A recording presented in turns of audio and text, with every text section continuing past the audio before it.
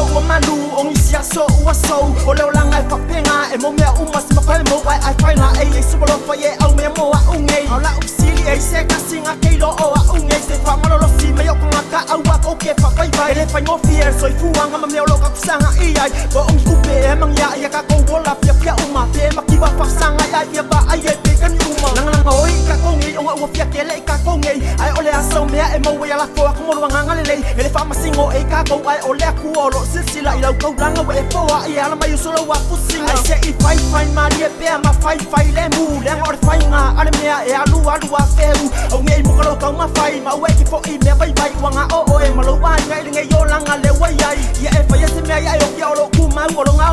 ele nga ka i kai mi ngai ai o aku i le uma ma se e fia mai lo ai au e ki fa ngo ile pese le o su aku ele ka ma lo o nga ngai ko le ba le ngai e ka ko pe mo sambo a o mo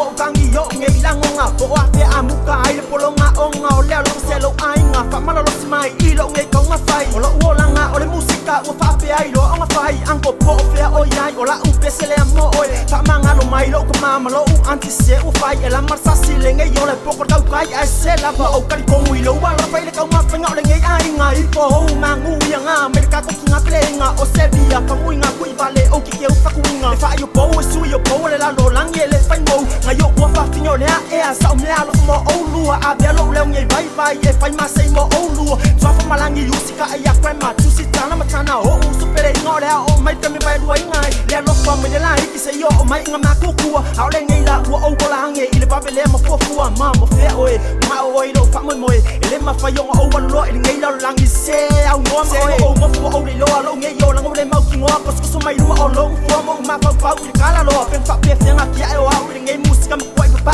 o ma fa mai fai ma kai pe o siao e ma ka fia ku mai yo i lu ma ku lo li ma ka fa ka lo fa o e ke ka o ngai yo la ma fa ma ia e po ko la e ke o la sia wo aka mai falling Kamoy pe iluma au ki fa bai bai ai ka mai la bai lo fa yai ale sia lo fa se mai ma fa pio le ngau le tia sa fa ku sa lo bai ka fe le au ngai le mau kong lo ma fa mo ngai le ka lau mo ai tia e fa se mangu ya mo so asau pe a o ba ai ki yo u fili wa ka mai wa malu mai yo ngai leo fai mai wa mai so a mai wa au le mai o ma ka pe a la ko aka mai ai au mai yo lo ku o lu ko ai ngau me ai wa yo fo la o lo ngo i me wa la ko le lo wa ko fo la po le ngiu au lai ma ma ko ma fu o so ai fo la fia ingu mai la fang wingu sa ingu nga o fo ai mo lo o pe se lo o se si u ma ku nga wai lo ka a we fa ma mai yo la ko fe au o la ma sang yo la ko wingu ki fa ka fe i pe au o le basa so pe la baile muka e fa penga o mafkanga ilua o ngai masanginga ai le mafainga kuku sa men o ka ko bolanga men o le ala fu o lo bolanga o ngai foi musika men ke lo fa ya o e ma ua o misia o e le afia fu makangi e kai o o ilo o e alu waso sa waso e ma fo mai o le baya so e fai muka langonga e fai muka manga e fai muka fia i me mo ai o le manguia ai ka fanga lo ko ngai ai ka dia lo mar fia